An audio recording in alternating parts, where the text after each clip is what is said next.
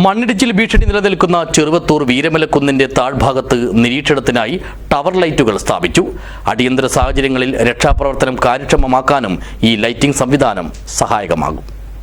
This news sponsored by Boby Chemmanur international jewellers. ദേശീയപാത നിർമ്മാണ പ്രവൃത്തിയെ തുടർന്ന് കുന്നിടിച്ചിൽ ഭീഷണി നിൽക്കുന്ന പ്രദേശങ്ങളിലൊന്നാണ് ചെറുവത്തൂരിലെ വീരമല.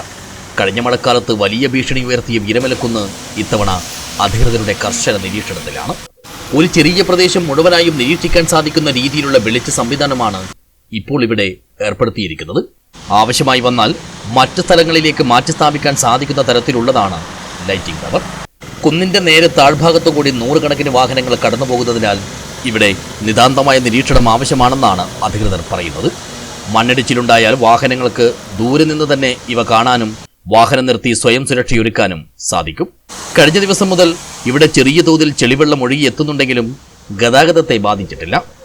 അതേസമയം മറുവശത്തെ വയൽ പ്രദേശം മുഴുവൻ മണ്ണുമൂടി നികന്ന നിലയിലാണ്. News bureau, Cheruvathur.